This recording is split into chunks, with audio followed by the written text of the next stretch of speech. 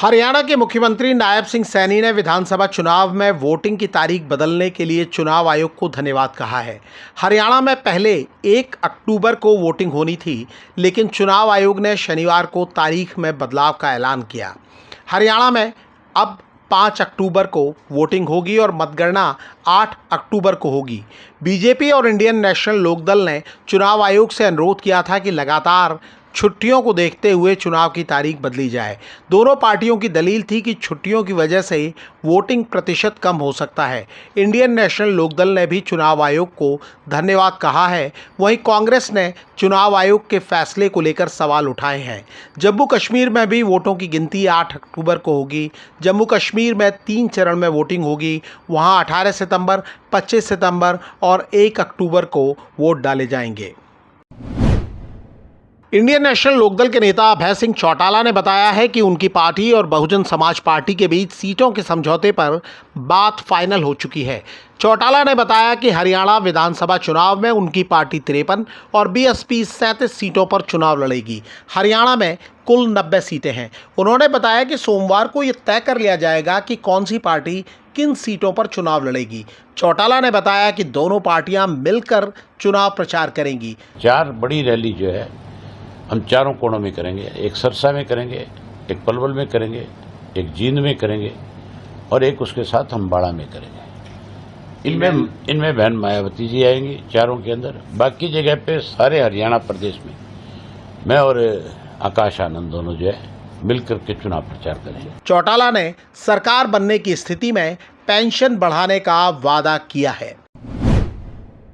आम आदमी पार्टी के दिल्ली में पार्षद रामचंद्र ने एक वीडियो जारी कर बीजेपी पर सनसनीखेज आरोप लगाए हैं। मैं रामचंद्र, वार्ड 28 का निगम पार्षद हूं। आज सुबह मेरे घर पर 5-6 लोग आए और उन्होंने मुझे बुलाया। आते ही उन्होंने अपनी गाड़ी में मुझे बिठा लिया और लेके गए भारतीय जनता पार्टी कार्यालय में। वहां ये बात आई कि भाई आप जो है ना इस तरह से अगर करोगे ठीक नहीं होगा। ईडी और सीबीआई को जानते हो, तो इस तरह से धमकी दे दी उन्होंने और कहा कि आपके लिए ठीक नहीं होगा, बहुत ही आपका गलत हो जाएगा। रामचंद्र का दावा है पुलिस ने उन्हें छुड़ाया, वहीं बीजेपी ने उनके आरोपों को गलत बताया है। दिल्ली बीजेपी के अध्यक्ष वीरेंद्र सचदेवा ने कहा है कि आम आदमी पार्टी के नेता सुबह से एक सर्कस चला रहे हैं और दिल्ली पुलिस को रामचंद्र से पूछताछ करनी चाहिए। चुनाव प्रबंधन से राजनीति का रुख कर रहे प्रशांत किशोर ने एक बार फिर दावा किया है कि बिहार में अगली सरकार उनकी पार्टी की होगी। मुसलमान वोटों के बंटवारे के सवाल पर उन्होंने राष्ट्रीय जनता दल पर तीखा वार किया है। उन्होंने आरजेडी को चुनौती भी दी है। कम से कम 40 विधानसभा सीटों पर मुसलमान समाज के काबिल लोगों को चुनाव लड़ाने का ऐलान पहले से किया गया है और मुसलमानों का जिनका वोट लेते रहे हो 30 बरस से, उसका हक मारी बंद करो और हिम्मत हो तो उनको आबादी के हिसाब से टिकट देके दिखाओ। वोट तो तुमने लिया है, ये हमने उनको चुनौती दी है। अगर वो स्वीकार कर लें तो बिल्कुल जो मुस्लिम उम्मीदवार को खड़ा करेंगे, हम लोग वहां मुस्लिम नहीं लड़ाएंगे। प्रशांत किशोर 2 अक्टूबर को नई पार्टी का ऐलान करेंगे। अभिनेता सुशांत सिंह राजपूत की मौत के बाद एक्ट्रेस रिया चक्रवर्ती की जिंदगी पूरी तरह बदल गई थी। रिया ने 4 साल बाद इस बारे में बात की है।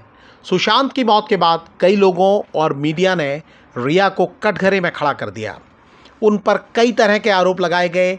बाद में उन्हें नारकोटिक्स कंट्रोल ब्यूरो ने ड्रग केस में गिरफ्तार कर लिया। रिया ने अब जेल के दिनों को याद किया है और बताया है कि जेल एक बहुत ही अलग दुनिया है। जब आप अंडर ट्रायल जेल में होते हैं तो आप एक यूटी नंबर होते हैं। आपको हर दिन बस जीवित रहना होता है और हर दिन 1 साल जैसा लगता है। एक दिन खत्म होने में बहुत समय लगता है। रिया ने बताया है कि उन्होंने जेल में महिलाओं को योग और डांस सिखाया। सुशांत सिंह राजपूत की साल 2020 में मौत हो गई थी।